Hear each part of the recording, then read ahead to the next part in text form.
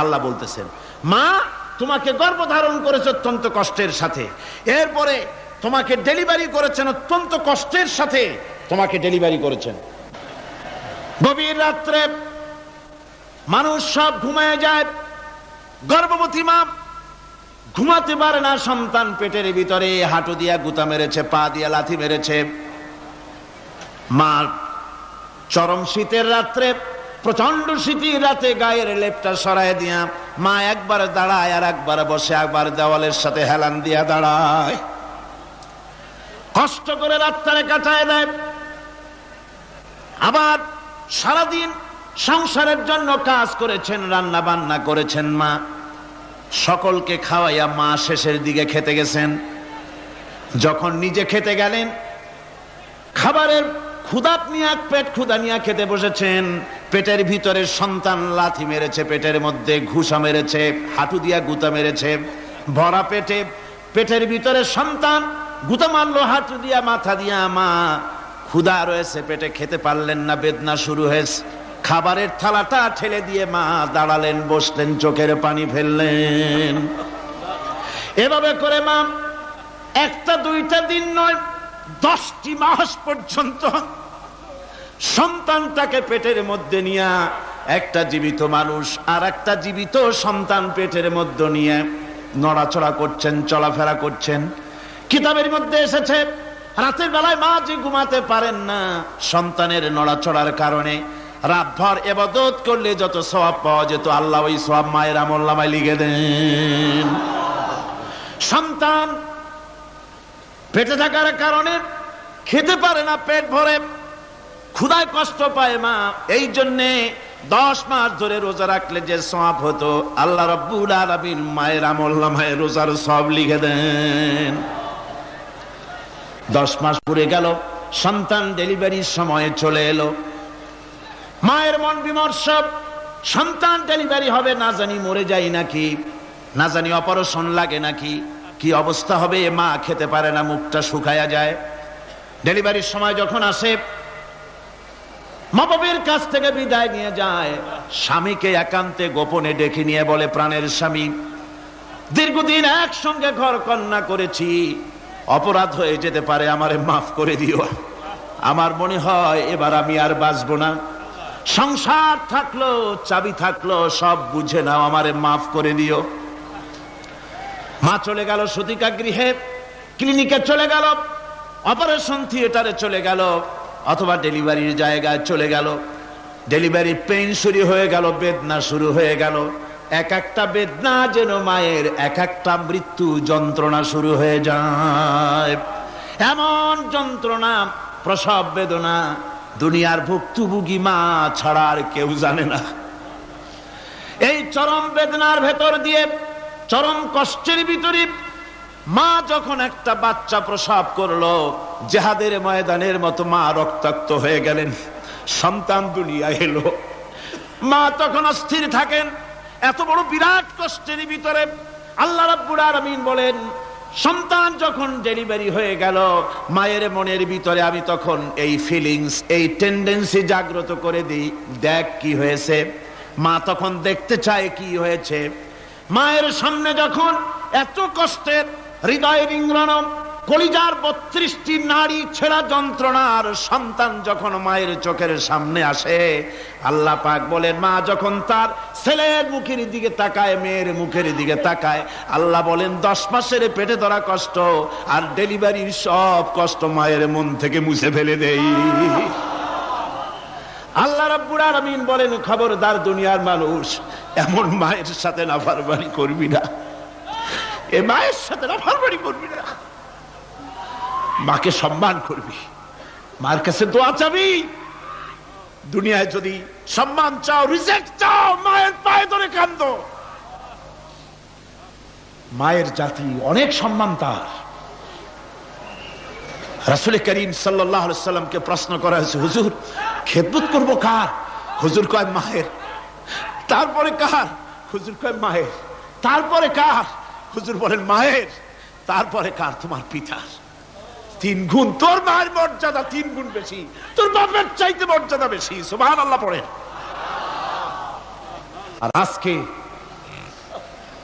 ইসলামের শত্রুরা তারা বলে যে ইসলাম নারীর অধিকার আদায় করে নাই। নারীর অধিকার ইসলাম দেয় নাই তো কে দিয়েছে? আমার বন্ধুগণ, বিশ্বনবী জনাব মুহাম্মদ রাসূলুল্লাহ সাল্লাল্লাহু আলাইহি ওয়াসাল্লাম মসজিদে নববীর ভিতরে বসে আছেন। এক বৃদ্ধা মহিলা মসজিদের মধ্যে প্রবেশ করলেন। হুজুর বৃদ্ধাকে দেখে দাঁড়ায় গেলেন, বিশ্বনবী বুড়ি মেয়ে লোককে দেখে দাঁড়ায় গেলেন। আল্লাহর নবী বুড়িকে দেখে দাঁড়ালেন। বুড়ি যখন কাছে এলেন, আল্লাহর নবী নিজের গায়ের চাদর বুড়ির জন্য বিছায়া দিলেন। বুড়ি বসলেন। এরপরে কথাবার্তা সারার পর বুড়ি যখন বিদায় হবেন, হুজুর আবার দাঁড়ালেন। বুড়ি মহিলা চলে গেলেন। সাহাবায়ে কেরাম বলেন, ইয়া রাসূলুল্লাহ, কিছুই বুঝলাম না, একজন বৃদ্ধা মহিলার জন্য বিশ্বনবী দাঁড়ান আর গায়ের চাদর বিছান, আমরা বড় আশ্চর্য হয়ে গেলাম। নবীজি বলেন, ও আমার সাহাবীরা, তোমরা জানো না, এই মহিলাকে চিনতে পারো নাই।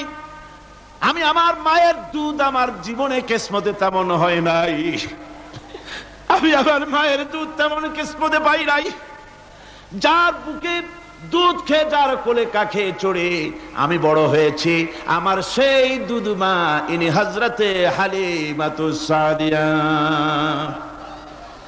আমার সেই দুধ মা। রাসূলুল্লাহ নিজে সম্মান দিয়েছেন মায়ের। খবরদার, মাকে অসম্মান করবেন না, মাকে সম্মান করবেন, মাকে শ্রদ্ধা করবেন।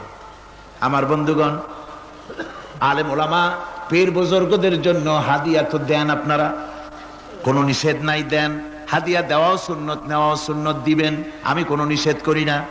কিন্তু আমি বলতে চাই, পীর বুজুর্গদের কাছে, আলেম ওলামাদের কাছে হাদিয়া দিয়া আল্লাহরে যত না খুশি করতে পারবেন, এই ডালিম বেদানার মৌসুমে বেদানা একটা ভেঙে নিজ হাতে যদি মায়ের মুখে তুলে দেন, আল্লাহর আরশ খুশি হয়ে যাবে, আল্লাহর আরশে আজিম খুশি হয়ে যাবে, আল্লাহ পাক খুশি হয়ে যাবেন।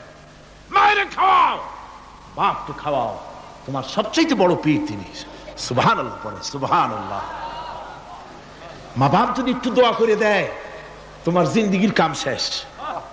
একটু বদদোয়া করলে জাহান্নামে যাবা। কোন পীর সাহেব বদদোয়া করলে জাহান্নামে যাবে এমন কথা নয়। কোন মাওলানা বদদোয়া করলে দোজখে যাবে এমন কথা নয়। রাসূল বলেছেন, হুমা জান্নাতুকা ওয়া নারুকা, মা বাপ তোমার বেহেশত, মা বাপ তোমার জাহান্নাম। মা বাপ যদি অসন্তুষ্ট হয়, দোজখে যাবি, আর মা বাপ যদি খুশি, আল্লাহর জান্নাতে চলে যাবি। সুবহানাল্লাহ, সুবহানাল্লাহ, সুবহানাল্লাহ। মায়ের পায়ের তলে তোর বেহেশত। আমরা পুরুষ, আমাদের গত বছরও বলেছি, আমরা পুরুষ, আমাদের পায়ের তলে জুতা। আমাদের পায়ের তলে কি? শুধু জুতা। আর আমার মা, আমার মায়ের জাতি যারা এই প্যান্ডেলে বসে আছেন, আমার মায়েরা, বোনেরা, মায়ের জাতি যারা পৃথিবীতে, মায়ের জাতির পায়ের তলে আল্লাহর বেহেশত। সুবহানাল্লাহ। নারীর মর্যাদা ইসলাম দেয় নাই, কে দিয়েছে? আল্লাহ দিয়েছেন, আল্লাহ রাসূল দিয়েছেন। আমার বন্ধুগণ, হযরত বাইজিদ বুস্তামি, ছোট্ট বাচ্চা ছেলে, গভীর রাত্রে মা অসুস্থ, পানির পিপাসায় জেগে উঠেছেন। বাবারে, পিপাসায় শেষ হয়ে গেলাম, পানি দাও।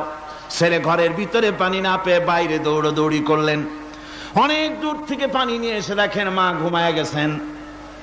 পানি নিয়ে দাঁড়ানো, পৌষ মাস, মাঘ মাসের শীতের রাত, ফজরের সময় মায়ের ঘুম ভেঙে গেল।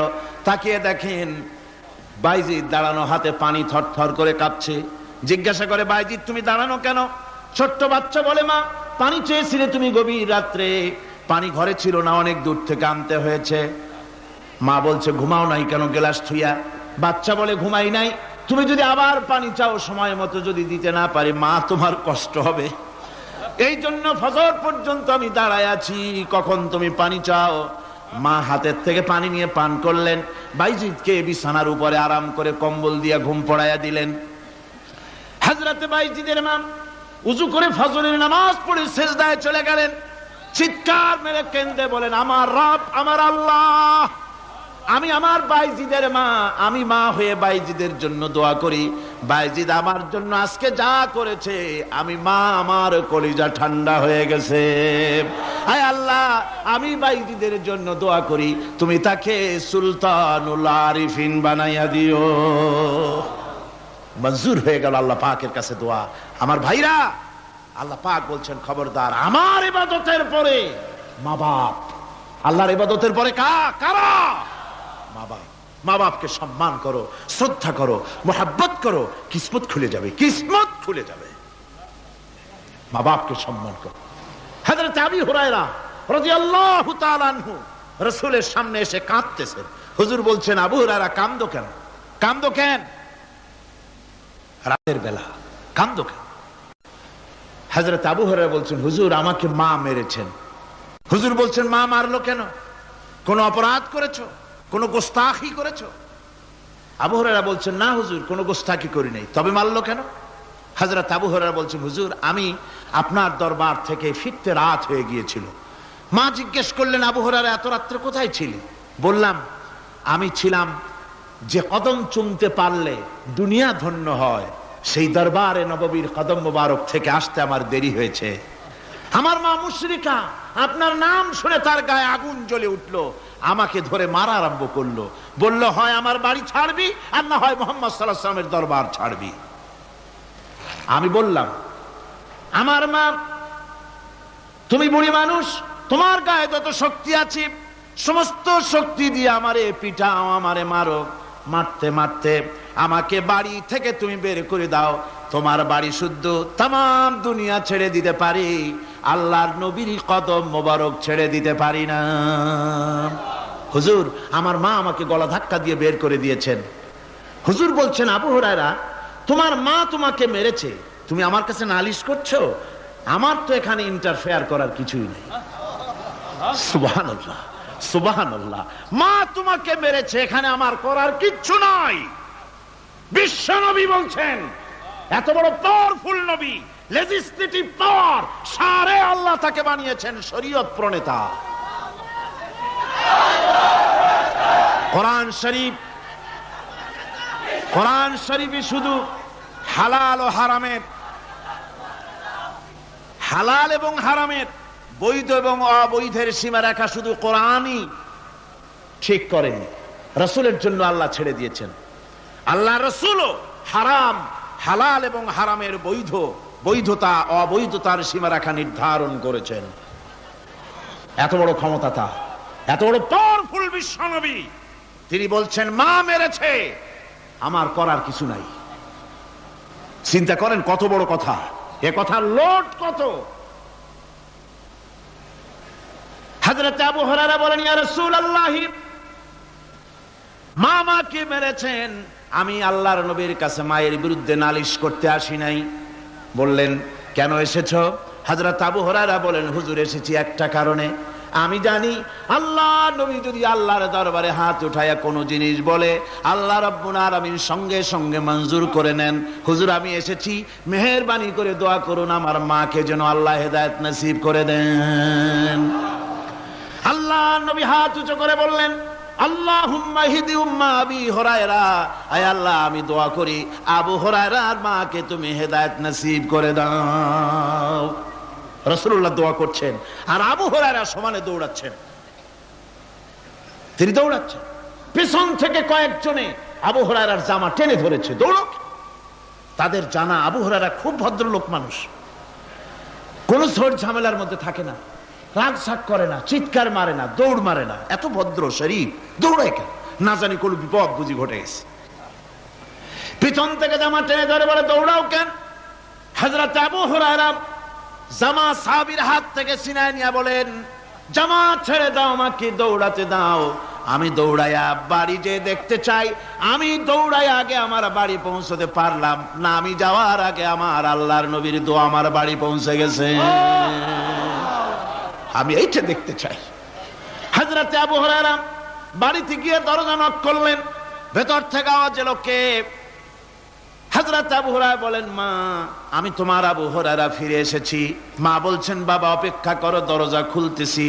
হযরত আবু হুরায়রা বলেন, মায়ের গলার আওয়াজের ভিতরে শিরকিয়াতের কর্কশতা পেলাম না, মায়ের গলার আওয়াজের ভিতরে তাওহীদের গন্ধ পেলাম। আমার মনে হলো নবীজির নিক্ষিপ্ত তীর তার নিশানায় পৌঁছে গেছে। কিছুক্ষণ পর মা আমার বেরিয়ে এলেন, মাথা থেকে চুলের থেকে বুড়ি মানুষ, সাদা চুলের ভিতর থেকে পানি পড়তেছে। মা বলল, বাবারে তোমারে মারার পর আমি বড় অনুতপ্ত হয়েছি, অনুশোচনা করেছি, আমি গোসল করেছি, মনে মনে ভাবলাম আমার ছেলে তো কোনো খারাপ জায়গায় যায় নাই, কেন তারে মারলাম, আমি বড় লজ্জায় পড়েছি তোমারে মেরে। ও আমার আবু হুরায়রা, আমি গোসল করেছি, পবিত্র হয়ে গেছি, জলদি করে আমাকে নিয়ে চলো বিশ্ব নবী জনাবে মুহাম্মদুর রাসূলুল্লাহর দরবারে। হযরত আবু হুরায়রার মা ঘোষণা করলেন, আশহাদু আল্লা ইলাহা ইল্লাল্লাহু ওয়াহদাহু লা শারীকা লাহু ওয়া আশহাদু আন্না মুহাম্মাদান আবদুহু ওয়া রাসূলুহু। আমার ভাইরা, মা বাপ সবচেয়ে সম্মানের জিনিস। আল্লাহর ইবাদতের পরই মা বাপের খেদমত করতে হবে। আল্লাহ পাক বলছেন, বান্দারে দেখ, মায়ের পেট থেকে আনলাম, মায়ের বুকের মধ্যে মহব্বত পয়দা করলাম, এত মহব্বত দিলাম তোর উপরে, যে কোনো বিদেশে যান, যেখানে যান, বাড়িতে ফিরলে পরে সকলে ছেলে মেয়ে ভাই বোন সবাই দেখবে সুটকেসে আমার জন্য আনছে কি, সবাই চিন্তা করবে আমার জন্য কি এনেছে। একমাত্র মা সন্তানের মুখের দিকে তাকাবে কখন খাইছে সে। সুবহানাল্লাহ, সুবহানাল্লাহ। আমার বাসার মুখখানা শুকনা, তুই বুঝি আজকে কিছু খাইস নাই?